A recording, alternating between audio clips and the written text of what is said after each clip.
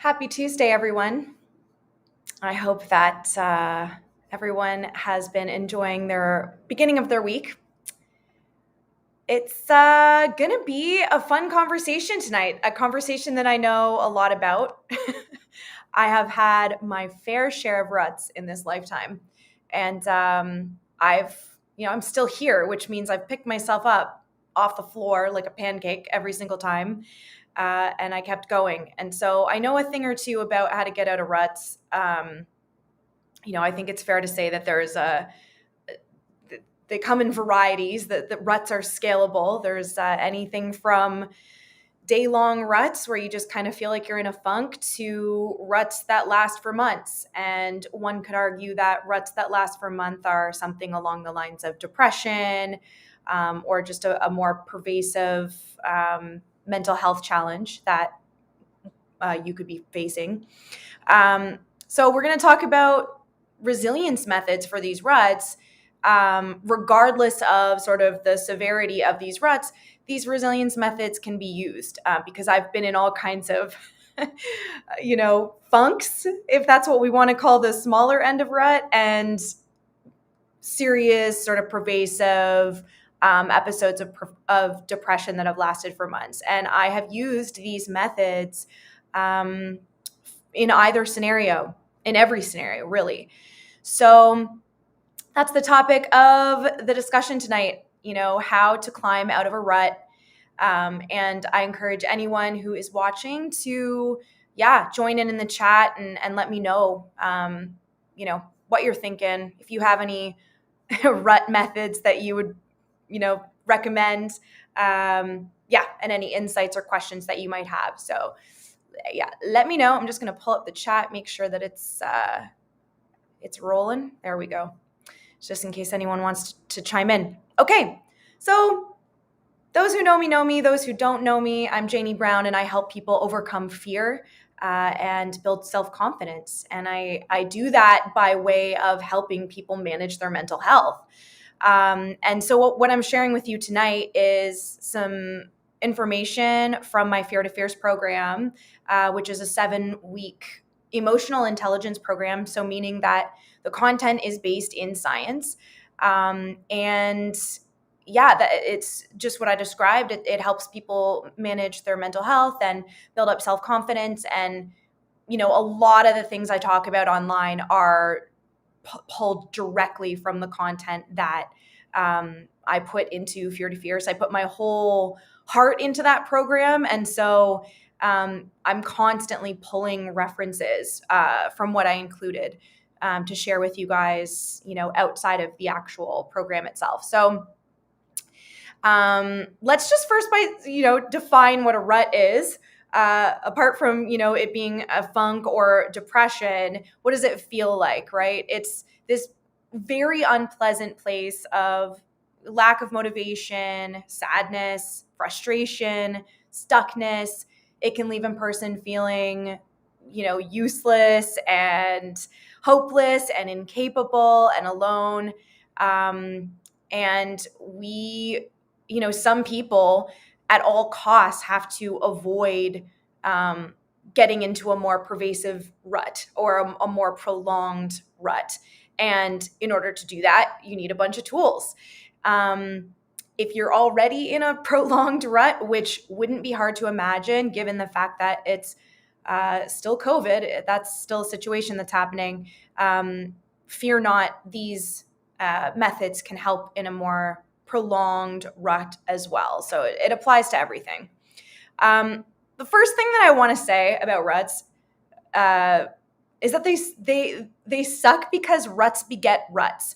So the problem with ruts is that when you're in one, because you don't have any motivation, like we just discussed, it can cause you to sort of, be in this place of inaction, which then just kind of promotes more of that space of inaction and lack of motivation. And it's sort of like this rolling stone. And you guys have heard me say this before, but I'm going to bring it up tonight. And that's that motivation, where that lacks, discipline must live. So the first sort of tool or strategy that I would offer in this discussion tonight in climbing out of ruts is that motivation isn't always going to be there. And so you actually do at times have to force yourself to create action in what you think would be the most useful for you at that time. So that's a broad way of describing that. I'll try to sort of narrow that down a little bit. But of course, we always want to be respecting our bodies, listening to our bodies, giving ourselves what we need. And of course, it's not always appropriate to force yourself. There's definitely a lot to be said about taking time to recover properly. And we are going to discuss that tonight as well. But because ruts are so tricky in that if you decide to not create any action at all in the rut, because the rut just begets more feeling of lack of motivation, if you create no action at all, it'll potentially just prolong the rut. So I would say that in a space of lack of motivation within the rut, forcing yourself to create action is necessary. It's motivation will potentially come down the line, but we first need to create these lifestyle habits and these disciplines that will then eventually become more innate and more this thing that we're inspired to do rather than this thing that we have to force ourselves to do. So where motivation lacks, discipline must live. And in some of the things that I'm about to discuss, I would imagine that if you're just completely unmotivated to do any of it, you sort of have to force yourself. And the first 5 seconds of forcing yourself kind of suck. It's like there's all kinds of resistance every which way from Sunday because you're sad and frustrated and you're in a rut, right? But I can say that if you can force yourself past that initial first 5 seconds, 10 seconds, and just kind of encourage yourself to keep going, eventually you'll sort of get into this different state. You'll shift states. And I'm going to give you a list of tools that will shift your state if you can, again, force yourself to do them when you're in a rut. I'm just going to read a comment here. Brittany says, I feel like I'm going through the motions and hoping it kicks into motivation. Yeah, sometimes it's going to feel like that. I mean, I can't stress this little where motivation lacks, discipline must live sort of theory enough. Motivation, to be honest, I feel like that's a bit of a gift. Like when we're motivated and we're just like intrinsically inspired and passionate, like that's awesome. But I for one don't live that way. Like I would say 95% of the time, especially when we're going into winter and especially when it's a pandemic, it's like I've got to have a system where I'm like, and now I do this, and now I do this. And it doesn't always feel like a grind. It doesn't always feel like a struggle, but it as Brittany said here, like it sometimes you just have to go through the motions to get from A to B. So on the note of forcing yourself to create action, right? Because when we're in a rut, the thing to start getting out of it is action. On the subject of creating action, I have a list of actions that I like to take or tools, you could say, that have helped me get out of a rut. The first one you guys have heard me talk about many, many times, and that's movement. And the thing with, the wellness industry and movement and exercise is there's a lot of attention on how to be a badass right now, right? Like, let's get the most intense sort of workout videos together and, let's show everyone what we can do. And, some people are doing backflips and then a push up and then a chin up and then another backflip and like awesome, seriously awesome. But that doesn't have to be the movement that you do. Movement can look like going for a hike in nature. Movement can look like going for a walk around the block a few times. Movement can look like doing a yoga flow. Movement can look like doing some breath work and some foam rolling and some stretching. Like, the point here is just to get you to move, right? The point isn't to be a hero. Again, we're talking about when you're in a rut. When you're on 11 and you're on a good day, do your backflips. And honestly, nothing against backflips. I think they're so cool. I can't do them. Alex Grant can, and I see that she's on here. But it's just to say that, simplify. When we're getting out of ruts, we want to think of like the next sort of available, what's sort of next available to us. And I say, keep it simple. Just move your body. Go for a walk. I promise you, and you can come for me if I'm wrong, but I promise you, if you're aware enough in the state of a rut, and awareness is important. If you're aware enough in the state of a rut to be like, man, I feel sad right now. Like I am very, very sad, or I am very lethargic, or very, unenergized. And again, put aside when you actually need rest and you just need to sleep in. Like those are valid too. But when you're in that state of, I just want to do nothing, right? I promise you, if you get up and you put on your shoes and you just get out the door and commit to going for a 20-minute walk, I promise you, I should never make promises, but I promise you, you're going to feel different when you come back home. I'm not saying your depression's going to be gone. I'm not saying your rut is necessarily going to be gone and all of a sudden you're filled with, 11 vials of passion. I'm saying that you'll feel different. And that's to say that it proves movement changes your state. And so when you're in a rut, ruts beget more ruts, as we've said. The point is to change the state. So I'm going to read some comments here. Angela says, thank you so much for this. Already much more helpful than any therapy I've paid for. Oh, I feel like I owe you the world. Angela, you owe me nothing. You are an amazing, badass woman that is contributing to this community just by being here tonight. And I can't thank you enough for being here. Thank you for your voice and looking forward to hearing more thoughts tonight if you have any. Alex says, moving my body always makes me feel better. When I walk, I get insights. Totally, Alex. Same. And especially, not especially, but a thing you can do when you walk, which is something Alex and I have done so much, is you jump on the phone with someone that you love or listen to music, which I'm going to get into. But Alex and I we've got on a call before and worked through some stuff. And the cool thing about that is like you can work through the issue while you're moving.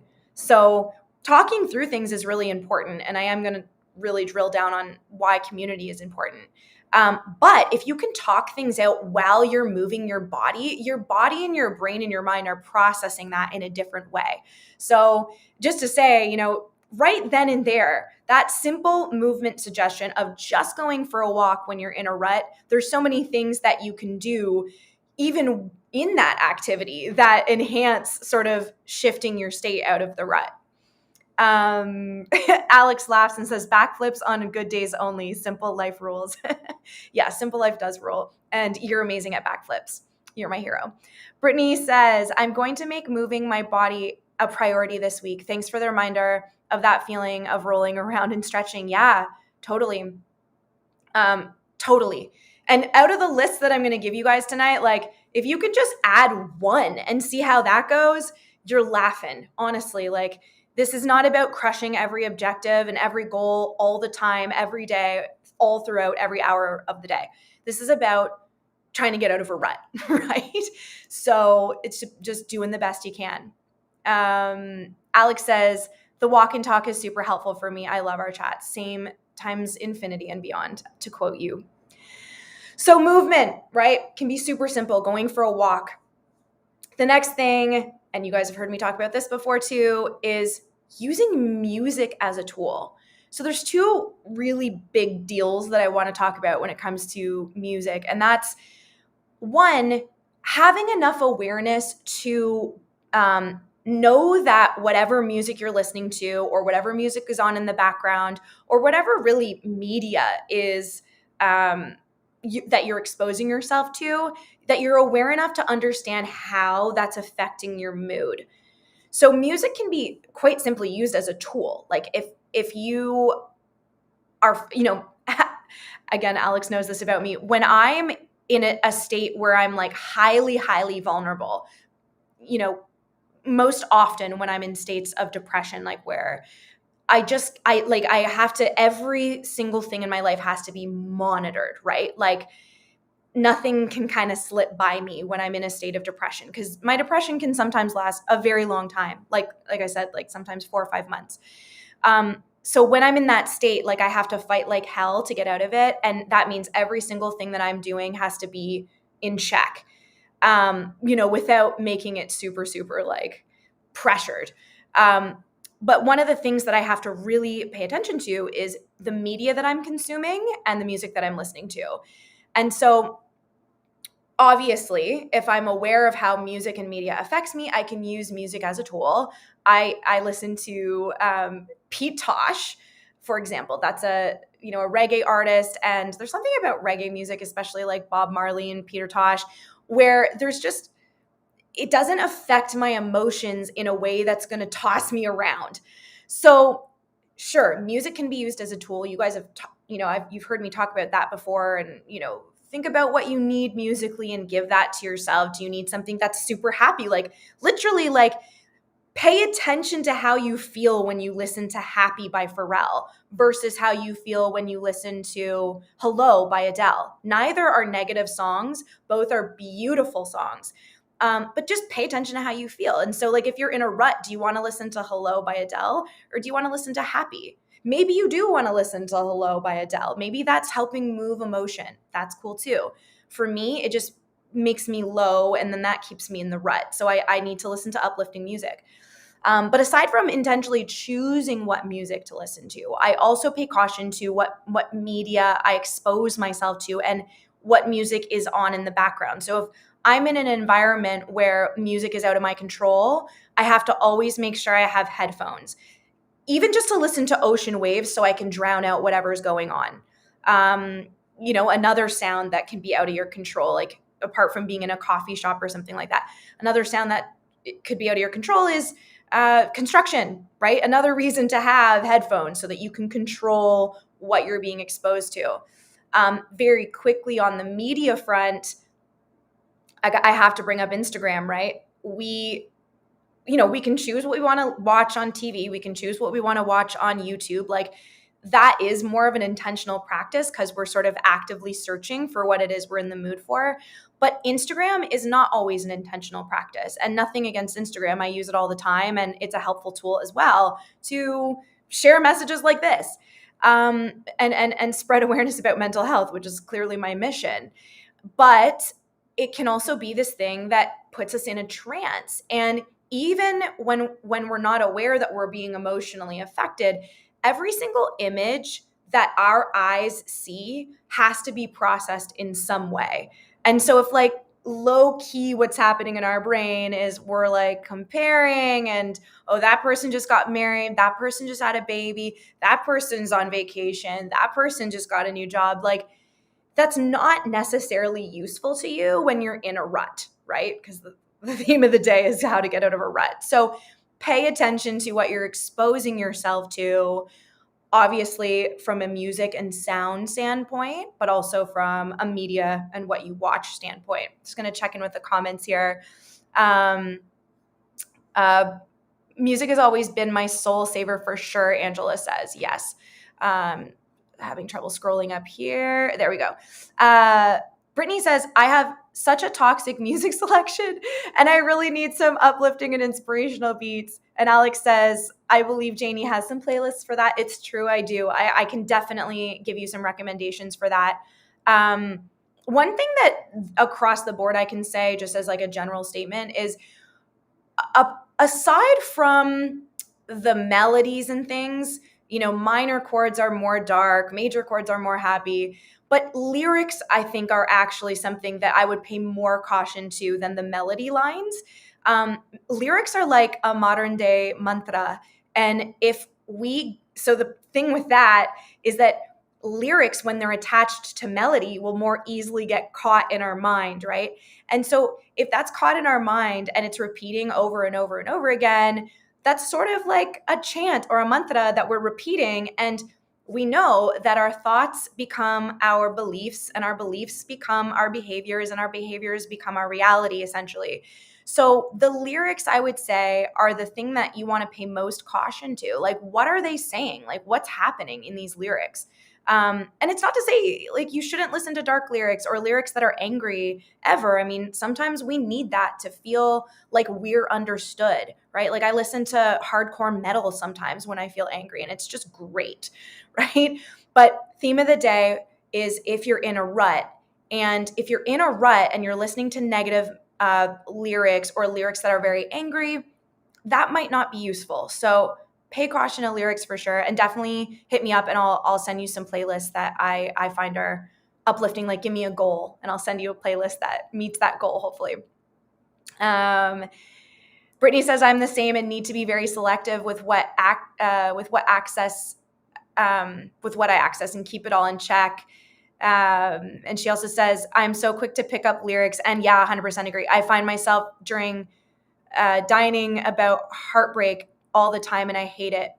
I might be reading that wrong, but I think if I can assume what you're saying, and I'm sure you'll catch me up on what you meant, but like when we're in heartbreak, it seems sometimes the most intuitive thing to listen to songs about heartbreak.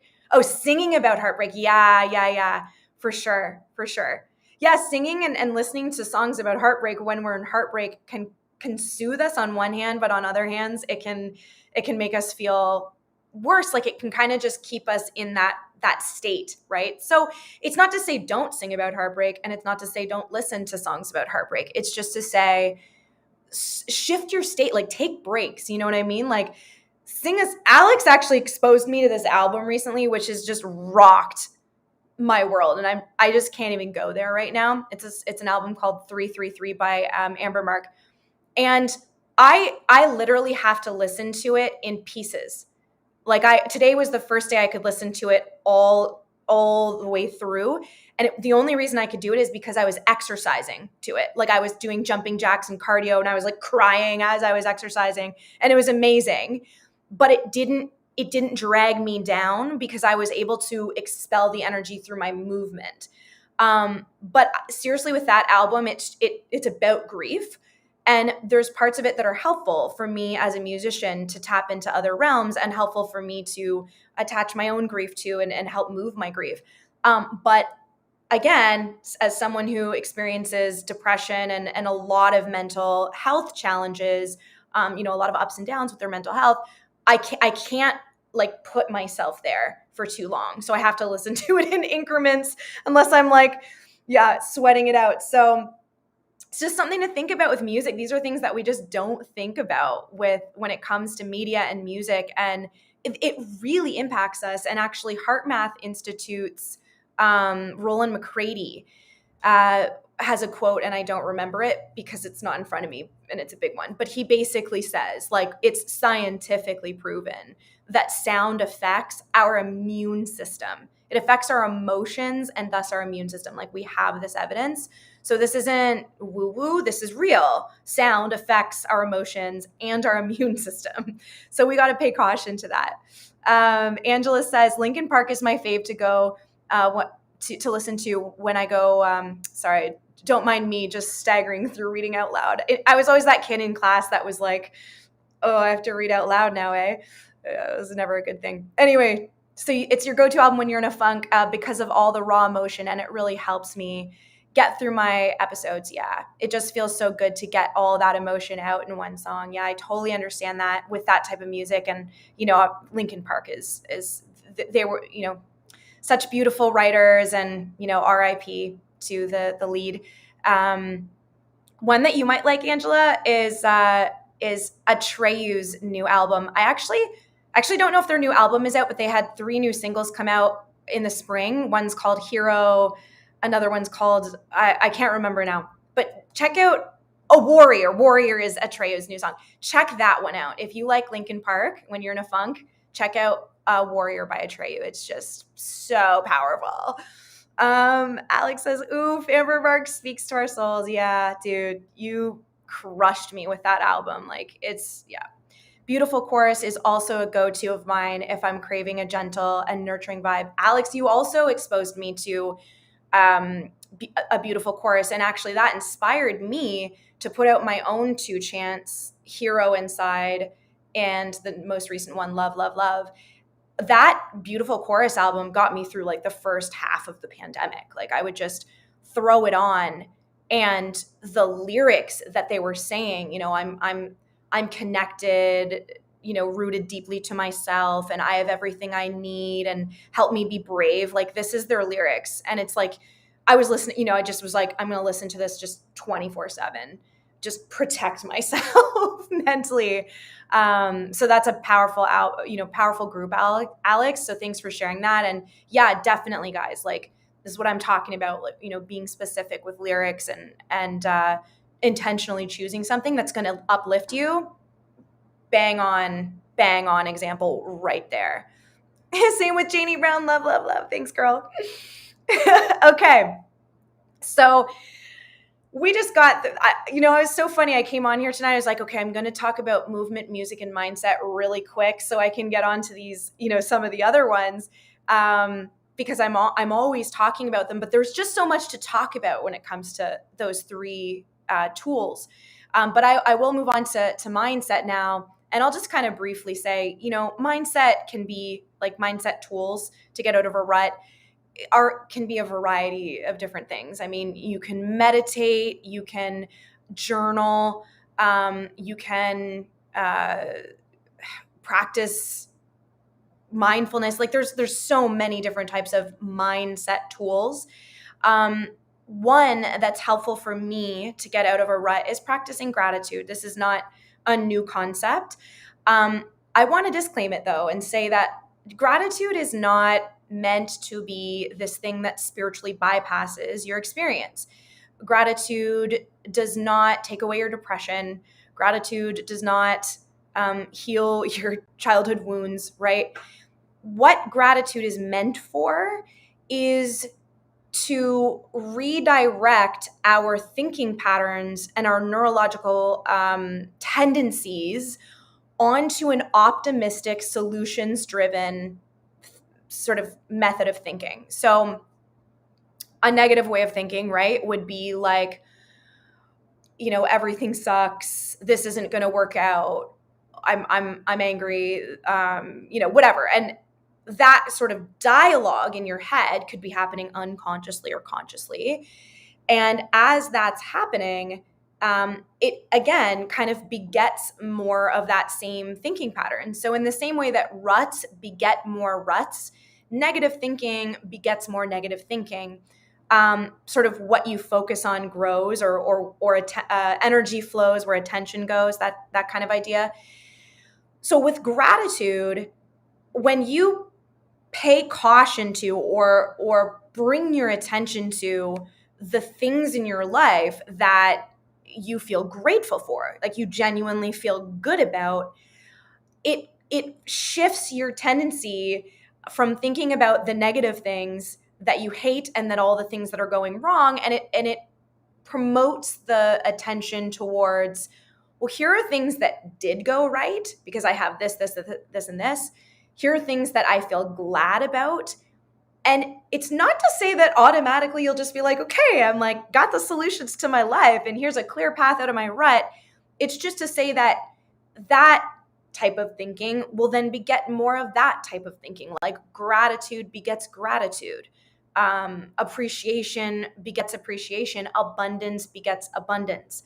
So it's from a scientific standpoint, gratitude is meant to incite optimistic thinking or solutions-driven thinking. Remember, optimism doesn't mean happiness. It doesn't mean all of a sudden now I'm gleeful. It could inspire glee or happiness because you're thinking about things that you're grateful for, but that's not the point. The point is solutions-driven thinking rather than dead end driven thinking, like growth mindset versus, blocked off. So that's a mindset tool that can be useful to, again, create that first action that can help propel you out of a rut. Getting out of a rut is all about taking the first simplest action that you can take. I will say, just a disclaimer, and I put out a video about this last week or something. When it comes to meditation, I mentioned that as another useful tool to get out of a rut, like, whether it be mindfulness or guided meditation or creative visualization, all of those can be useful. I would recommend a creative visualization meditation as opposed to a mindfulness meditation when you're in a rut, simply because practicing mindfulness when you're already ruminating and frustrated can sort of help cause you to ruminate more. It can kind of just contribute to the overwhelm, because you might just, okay, I'm practicing mindfulness, but then, you could just start to feel, inundated with more stress and sort of actually just be mindful of how like stressed and frustrated you are. It's not to say that will happen. It's just to say, be cautious, be mindful of when you can practice mindfulness, and be mindful of when maybe a creative visualization meditation would actually be more useful. Some people, when they're in a rut, they practice mindfulness and it gives them all kinds of new awareness that helps them. So it's not to say you shouldn't use it when you're in a rut. It's just to say, be mindful about it. Okay, let's dive into community. Okay, community, and there's all kinds of evidence to back this up. Community is essential for mental health, period. When I didn't have a community, I'm trying to even quantify it, but I was just far less able to cope with my mental health challenges in life. I was more often mentally ill, or had more episodes. The episodes were longer, they were deeper. Community of people that you trust and love is essential to your mental health, and there's reasons for that from a neurobiological standpoint.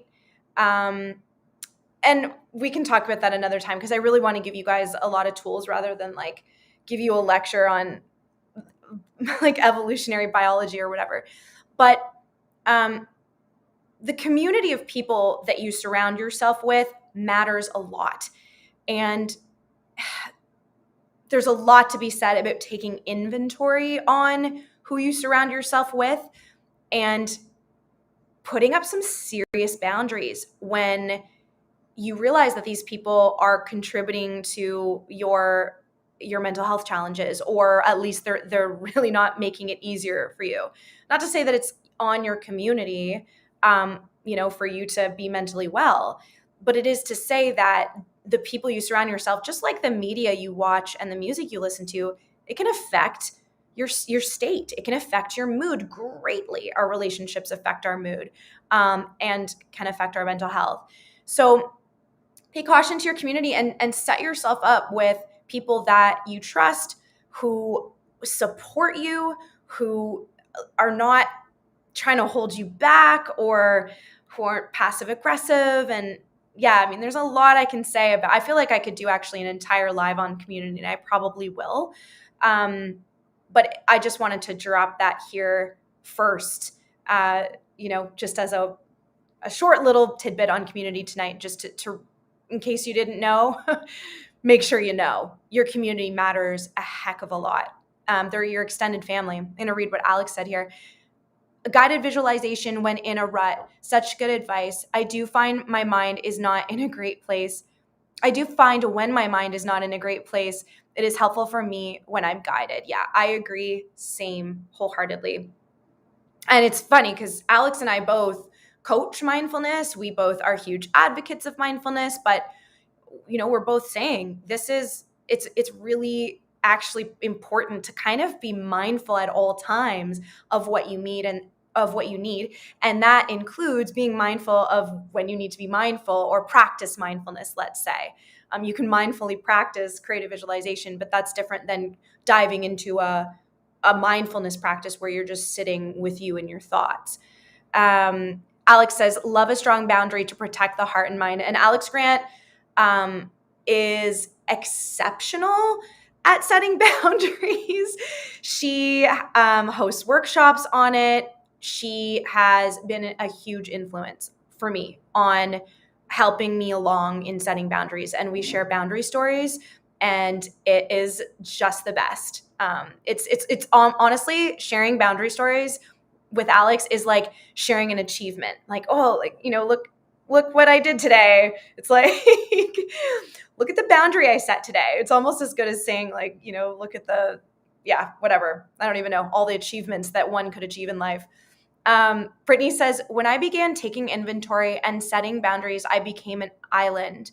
I am now beginning to trust again and trying to find my community. Yeah. Oh man.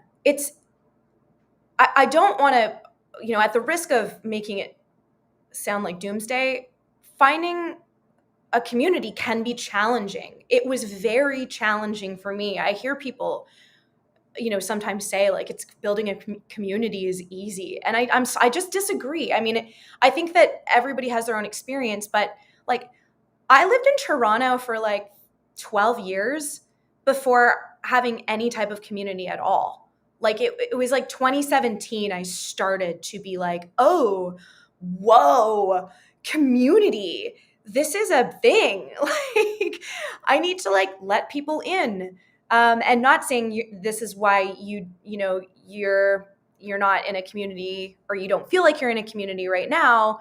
But for me, I purposefully didn't let people into my life. Like it was just, I had all kinds of blockages and trust issues. And the thing is that I guess it maybe worked for a little bit. Maybe for whatever reason, that was what I needed. And it did make me feel more secure and safe and sound. But it did get to a point where it was almost to my detriment. Like it would have been I'm not, it's one of those things I'm just not even sure where I'd be today if I didn't build a community. So I think at different times we need our space, but without community, what do we have? It'd be one thing if we lived all alone on the planet and we were the only one person on the planet. And in that case, I would just be talking to myself right now. But we're not. We live on a planet full of people. And so our relational engagements, they not only impact our psychology in a major way, but it's I guess I should say they impact our psychology in a major negative way and a major positive way. Like as much as our relationships have impacted us and potentially created trauma or created insecurities or created lack of trust or whatever, the opposite is also true. Our healing is in our relationships. And this is actually true from again, an evidence-based traumatic lens. We know that in relational trauma, the only way to heal that relational trauma is through our close others.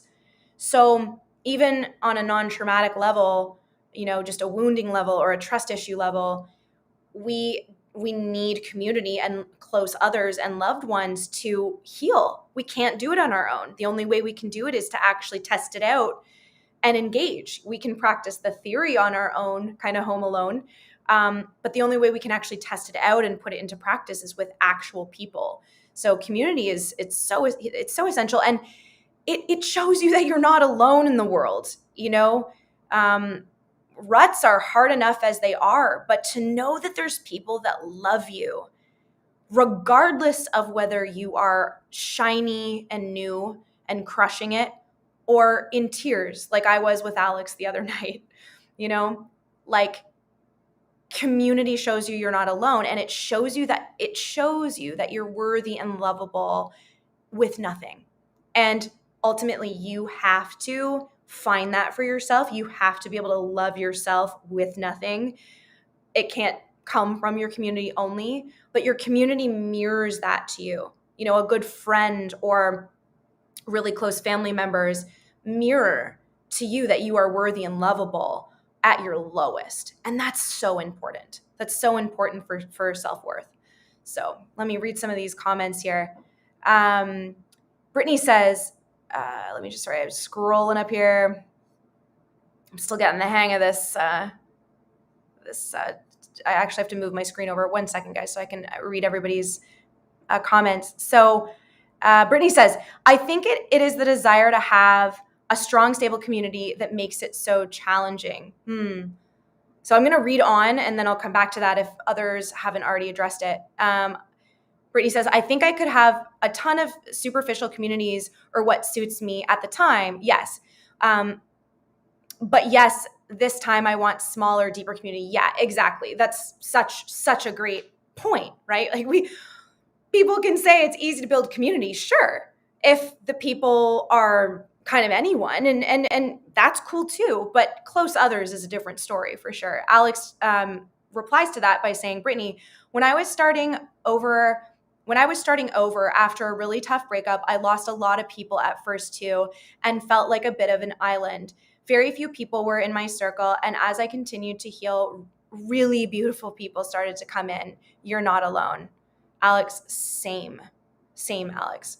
Angela chimes in and says, I've had anxiety disorders for so many years now, which has left me all alone in my darkest times. Right, totally.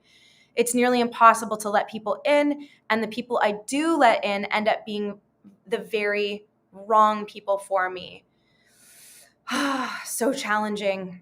I mean, I can definitely attest to that. I was in that type of pattern for a very long time, and it was very challenging because I didn't know I didn't know how to stop it. I wanted people in my life, and it seemed like those people on the surface were, great people, and then it just turned out to I just wasn't able to read people very well, or they were great people until they weren't, right? I mean, it's not necessarily our fault. This is something for me I've had to really work a lot at. And even now, I'm not always good at detecting who is a good person and who's not. And even with my close others, I got to say, I don't necessarily trust all the time that they love me, right? And it's not them, it's me. But there's a lot of times where I'm like, oh, I could really use some reassurance, or, I want to believe that what they're telling me is real. I want to believe that they love me, but I just don't believe it. And it's something I just have to keep coming back to and keep working on. So you're not alone, Angela, for sure. Alex says, also my circle is a lot smaller now, but the relationships are rich and abundant. Yeah, absolutely. Yeah, a smaller, richer community is far outweighs sort of a broad, community of people that sort of are fair weather type people, or only really need you for, whatever they are trying to optimize in their lives. Brittany says, I just got out of a 10-year marriage, and it divided me from people that were my family. I lost my job the next week, had to move to a new city and start a new job. Divided my family, she corrects. Yeah. Oh man. Yeah. Sometimes when shit hits the fan, it really hits the fan from all angles. I can totally relate to not a 10-year divorce. That is a big deal. That is a big hurdle to undertake. But I can relate to breakup, nowhere to live, in debt, health issues, like all the things all at once. And sometimes I wonder if the universe isn't just trying to make a warrior out of us in those times. But yeah, it's, these things are challenging. And what you guys are describing, anxiety disorders, mental health challenges, divorce of 10 years, like these are not ruts. These are substantial, monumental, milestones in life that take a while to move through, right?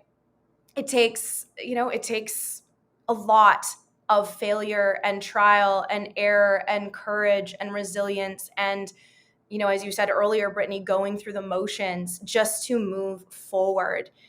And I want to bring up this next thing, which ties in with how we perceive sort of how well we're doing or how productive we are, which speaks to, it speaks to the sort of the darker or deeper or more pervasive ruts, I feel. So this idea of reframing productivity and success. Think about it this way. And I kind of said this earlier tonight, but when you're on 11, right? Like when you're just crushing it because you're innately filled with passion and inspiration and, energy, and you're just on track, right? And just crushing it. And your heart's not broken and you're not going through a mental health challenge and you're just, you're doing well, right? Your productivity and your success and your objectives and your goals that you crush is going to look a lot different than when you are in grief or when you are in an anxiety episode or depressive episode or having a traumatic flashback, right? My philosophy with it is that if you only have 30%, if you wake up and you only have 30% to give, and we could definitely break down what does 30% mean. Let's say the most optimal version of yourself is 100%, right? If you only have 30% of that version of yourself to give and you give 30% that day, well, then you've just given 100% of what you have to give, right? Isn't that you doing your best? So the reframe of productivity and success can single-handedly change the way that we feel about ourselves and whether we're contributing to society or being productive or not, in those really, prolonged or pervasive ruts. And I don't want to sugarcoat it. Pervasive and prolonged ruts are, long episodes of depression and mental health challenges and grief and loss. So another tool, in addition to community, is reframing, actively working to reframe your mindset around productivity and success. Like, what is productive? What is successful? Those things are defined differently when you're in grief, right? Like, on your 100% day, you crush 10 meetings. That's successful. In your rut, in your episode of grief or loss, getting out of bed and doing the laundry is you at 100%. So I can't stress that one enough. That has changed my life. Really just dissecting today, what does success mean and what does productive mean? And can I just put one foot after the other rather than expecting I'm going to be myself when I'm 100% and feeling super, incapable and zero self-efficacy and zero self-confidence, that comes with, feeling like a failure because you didn't live at 100%. So that is an important reframe. Brittany says, I'm so happy to see you ladies rising above it all, then taking the energy to propel others to grow forwards. Brittany, you're doing the same thing. You being here tonight, sharing your voice, being willing to be present for, an hour conversation about this stuff is you rising, and you rising makes us rise. What's that quote? A wave rises all ships or something like that. A high tide rises all ships. I can't remember, but it's something like that. When you rise, I rise. When I rise, you rise. Like, when we rise, we help each other. And as long as you're, in a community of people that genuinely want to see everyone win, which I can tell you right now in the chat, Alex Grant, she's one of them. Angela is another one. She's constantly at least uplifting me with her words and her appreciation. So like, surround yourself. They are out there. These people are out there, and they want to rise, and they want to rise with you. So, let's keep rising together for real. Alex says, totally, Janey. There's a difference between a rut and a rock bottom. Yeah, love that differentiation. She says, the reframe of productivity and success can change the way we feel about ourselves. Yeah, it's so empowering to know we can have different definitions at different times. 100%. I mean, they say, right, success is self-defined. Well, it's self-defined long term, but it's also self-defined day to day, depending on where we're at. And of course, this again is where mindfulness and awareness does come into play. Like, we have to be aware enough to know the state we're in to then repurpose the definition of success and productivity according to the state that we're in that day. Okay, so moving forward into some more, possible tools to get out of a rut. Creativity and play. So, again, the theme of the day is, how do we get out of a rut?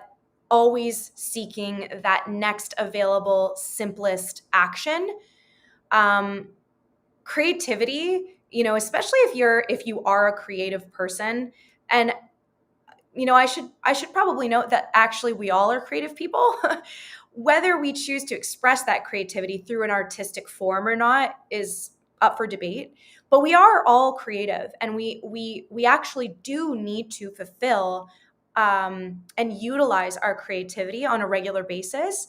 Brene Brown, who I'm sure like everyone who's on here watching knows, Brene Brown is she's a vulnerability researcher, and she's gone viral with her TED Talk, and she's an author, and she's a doctor, and she's just absolutely badass. She points out that unused creativity is not benign, and it's just an energy. And if we don't use that energy, the energy actually transcends into something not useful. And I say the word transcends, and I want you to understand, it does not necessarily mean up. Transcendence is transcendence, either up or down, right? That word. So creativity, if it's unused, it kind of can transcend into anger and resentment and jealousy. So it's really important that we're utilizing our own creativity and finding ways to do that. And in a rut, like when we're keeping it simple, it can literally be as simple as you throw on your favorite music and you just dance. Like, shut your blinds if you have to, but you just dance. Just move your body. Alex and I have these amazing sessions that we do at my place, and you can tell we spend a lot of time together. But we would put on this tribal music, and literally, like, the way that we would move our bodies was hilarious. Like if anyone were to see us, it didn't look cool. You know what I mean? Like, we were just like we're just like, it feels good to just move my shoulder like that, or just like do this with my hand. Like we just would move, put on our music and explore creativity through our bodies. And that kind of pairs with the mindset, or the rut tool of movement. You're getting 2 in 1 there. You're moving your body, and you're also being creative with your movement, and you're doing it to music, which is also creative. So that can be as simple, like you can just do something as simple as that. If you feel silly, just do it for 3 minutes, do it for 1 song and see what happens. Again, check in with yourself after these tools. Did it change your state? If you can be aware of, movement changing your state after a 20-minute walk, the music that you listen to after listening to a few songs, the mindset to the gratitude exercise that you did, like, did that change your state at all? I can bet that it would help. And definitely creativity by way of dancing like a maniac is a really, really good possibility for that. Obviously, fine arts like drawing or coloring. I have a coloring book. Sometimes I color when I listen to lectures in university. It's been extremely helpful in paying attention. Actually, my mom said that she started coloring while she was listening to lectures too. And I can guarantee you that if she's on this call right now, she's coloring, listening to me. because it helps you focus and it puts you into a different state and a different zone. Playing music, singing, these are obvious ones, but I mean, maybe your creativity is creating a meal for yourself, like getting creative with a meal that you create or how you plate it. Or doing makeup, like doing makeup on yourself if you wear makeup, getting dressed up, like whatever, just express yourself. Expression is, I think, the tool. I guess I could say I could describe it as expression rather than describing it as creativity, but I don't think it matters. I think play is really underrated in our world today, like in a world where it's like, crush your objectives, like at 100,000%, only like, get up at 4 a.m., like, do all the things all the time. We forget to play. And play is super key for mental health. And it can be super key for getting out of a rut. And you could even, on the play sort of note, because I went from creativity to expression to playing can even just look like watching something really funny. If it's causing you to laugh, that's you engaging. That's you participating in play. So just a thought, right? But unused creativity is not benign. And we all have our different methods of creativity. I mean, I could even argue that my lawyer a few years ago in the entertainment industry, I read a contract of hers anyway, that's a whole other story. But I remember reading her contract and being like, this is literally a work of art. Like, this is her creativity. This is her mastery, So anyway, you can be creative in all kinds of ways, but just go be creative. To read some of these. Alex says, yeah, dance and shake it out. Radical, authentic, creative movement. Yeah.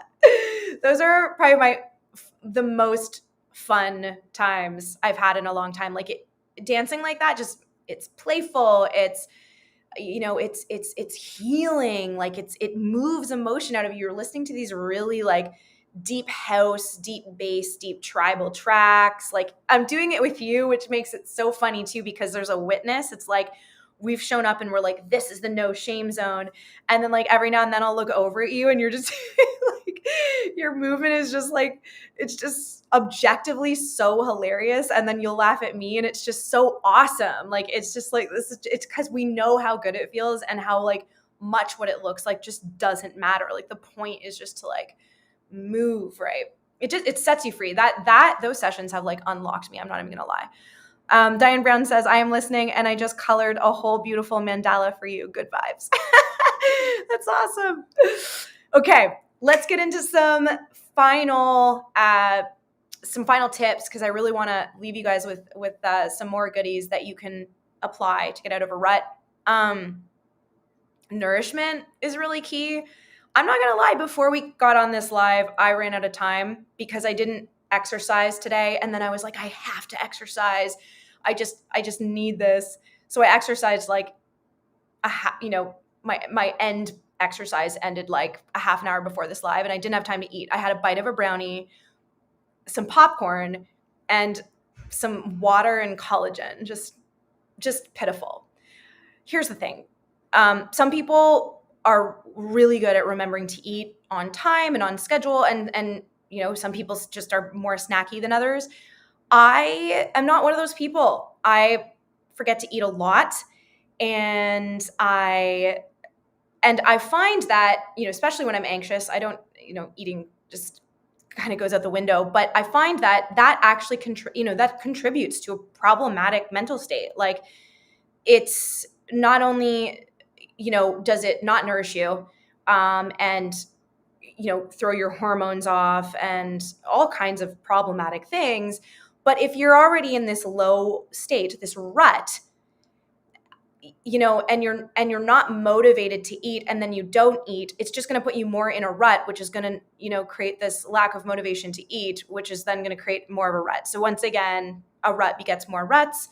Not nourishing yourself properly can beget more not nourishing yourself properly. And to, if the point, once again, to get out of the rut is to create action, a simple action, right?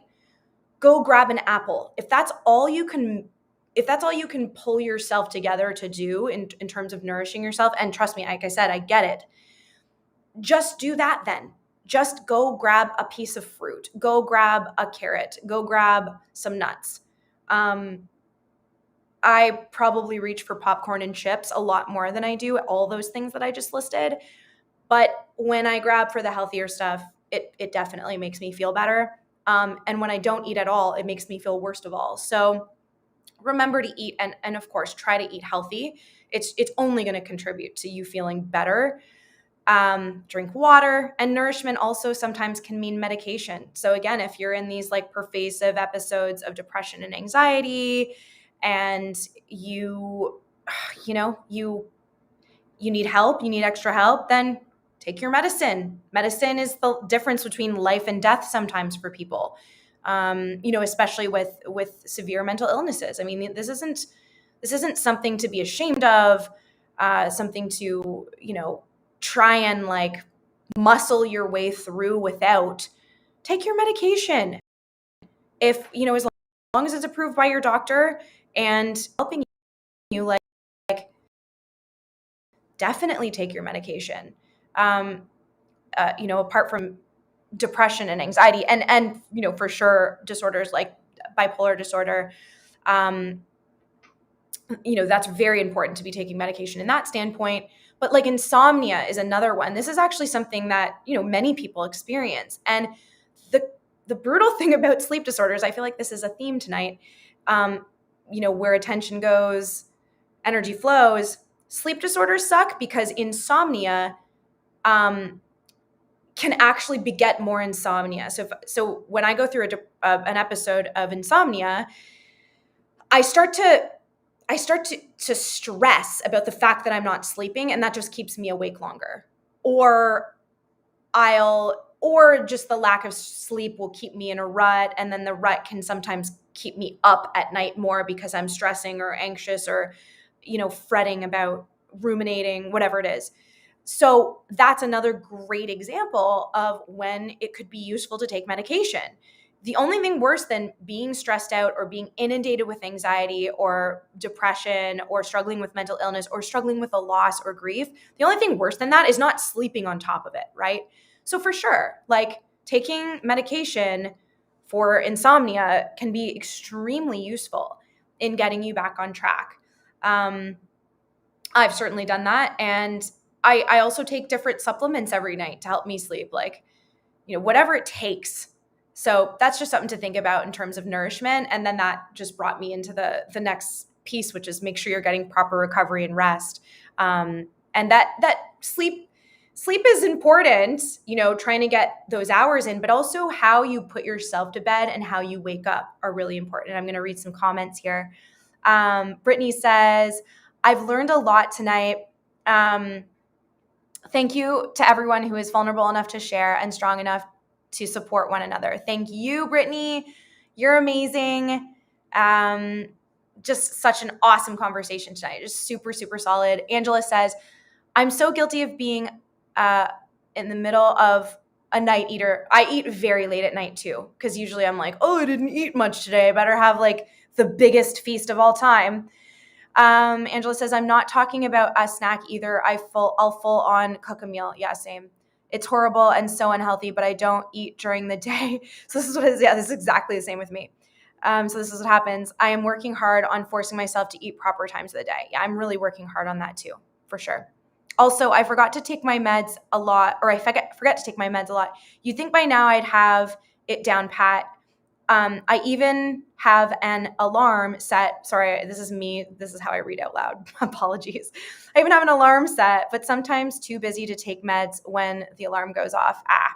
Yeah. I mean, awesome that you have an alarm. I think that's super useful. Man, that's a really good idea, by the way. I've never thought of that for some reason, even just like for supplements.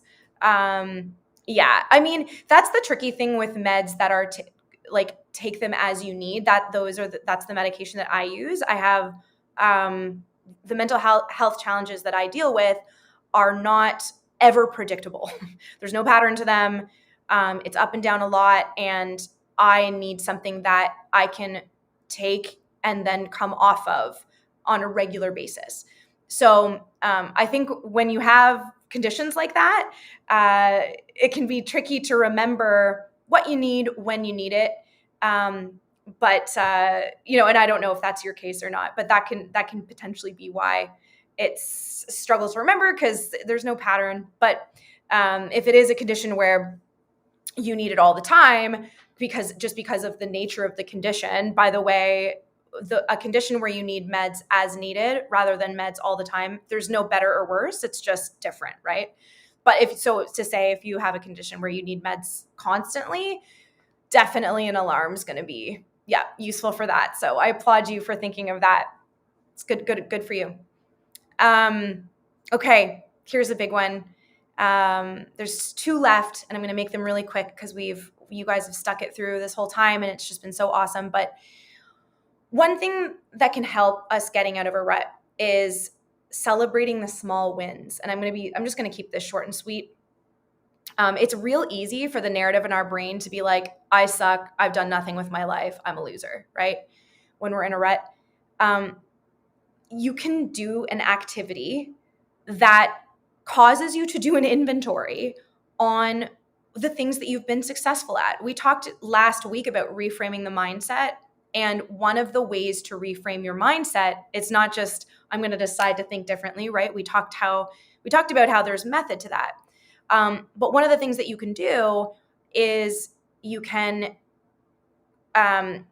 collect evidence to dispute the negative belief, right? So if you believe you're a loser and you've done nothing with your life and you don't matter, those are really dark thoughts. And the inner critic, self-doubt, inner trash talker is ruthless. So, you're in good company. We all have one of those.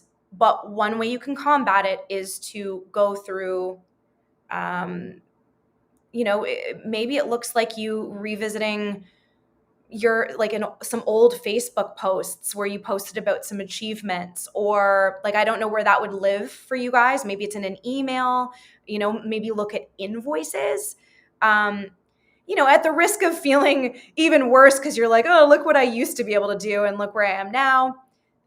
That's definitely not the goal, but it can also remind you of how far you've come, or how much you've done with your life, and how many achievements you have had. And for me, that has been really, really helpful. Lots of times I think I've gone nowhere, and or I'm in a rut or whatever, and I'm just what have I really done with my life, and who really cares, and what I have to say doesn't matter, and la la la, all these things. Going through messages sometimes that people have sent me, or collecting different, making a list of different sort of milestones that I feel really proud of. That has really shifted my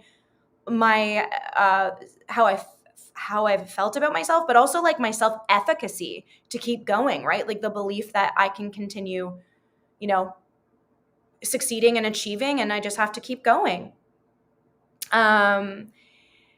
Okay, I'm going to give the last, there's a few comments here, and then I'm going to give the very last tip of the night. Angela says, I forgot to take my meds a lot. Oh, sorry, I read that already. Ryan says, Janey, I can objectively state you tick all the boxes of an excellent teacher, knowledge of subject, experience, well organized, very well spoken, and vibrant. Your talks are pure gold. Thank you. This is me having a hard time taking a compliment. I'm hot and sweaty after that. Thank you for that. That's very meaningful. Brittany says I keep birthday cards and read them when I feel like crap. Yes, that's such a good suggestion. I also have a box of cards that people have given me over the years, and a memory box. Yes, I love that. I don't know if she's still on here, but Alex Grant actually made me a love box for my birthday last year, when I was just I was in a really, really bad depression, and she got a whole bunch of people to write me love notes for this love box. And she's like, now you can open it and look at it whenever you want. It's so effective. It's so effective. So I love that you just brought that up. Definitely keep notes from people.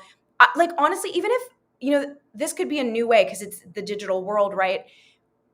What if, you create a folder on your computer or like an email folder of all, the nice things people have ever said to you, or screenshot texts, right? Of uplifting things that people have said and collect that, do a digital love box, so that you can, so that you can support yourself with that. And again, remind yourself of your community. I love that. Angela says, I just want to say thank you so much for everything you ladies have said. I've learned a lot in just one session. Janey, you are detrimental to my health and life right now.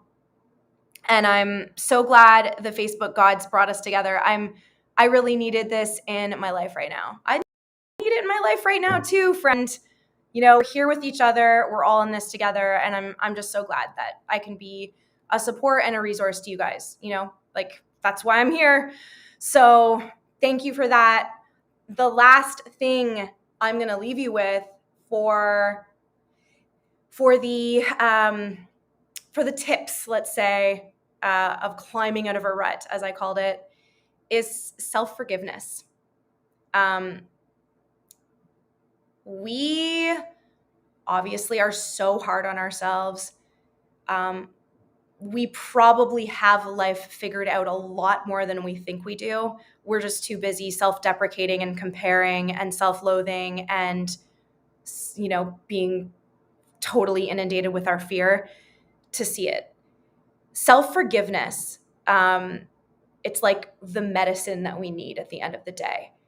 And it's a daily practice, minute-to-minute practice, because we're probably constantly having new awarenesses about ourselves. But the self-forgiveness of, like, me in this rut, this isn't because I am some failure or I'm defected or there's something wrong with me. This is just part of life. This is objectively just part of life. This isn't a punishment. I don't deserve, this isn't about deserving. This isn't a reflection of my actual value, right? I'm in a rut because that's part of life.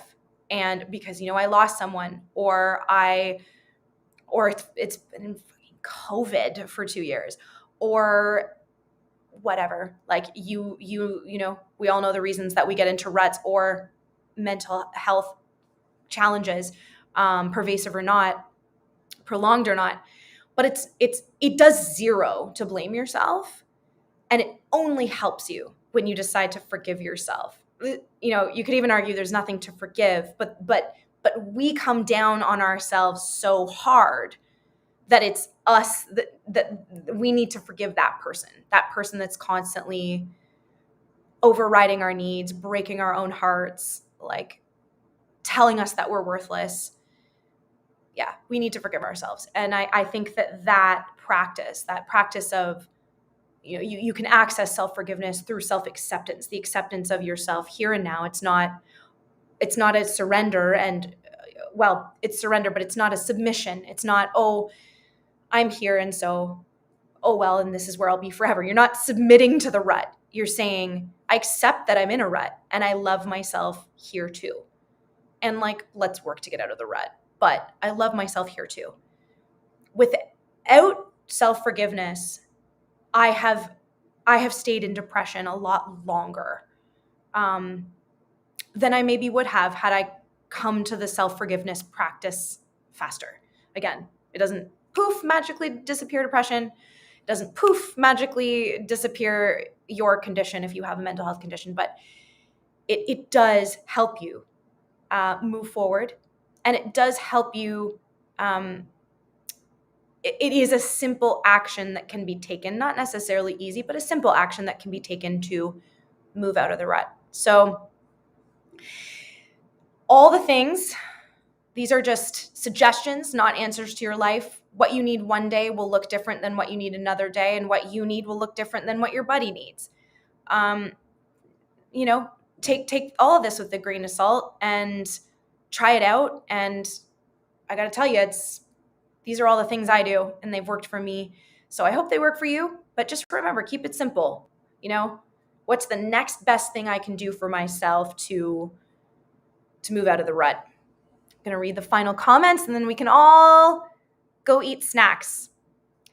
Alex says, "You are pure gold. Thank you for showing up tonight and allowing us to receive your wisdom." Alex, I love you.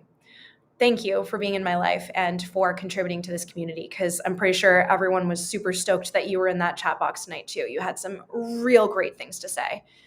Ryan Brown says, "Forgiveness is the key to happiness, self and other, both the same." Yeah, I can't lie. Like, forgiveness is a real code cracker. It cracks the code on a lot of things.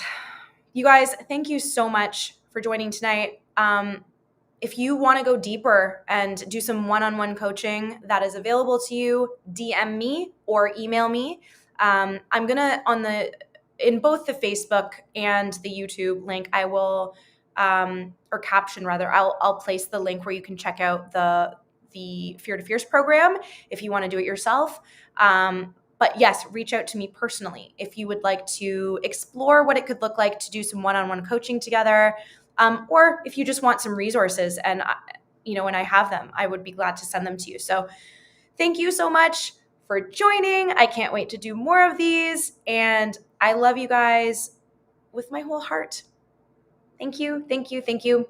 And have a wonderful evening. See you next time.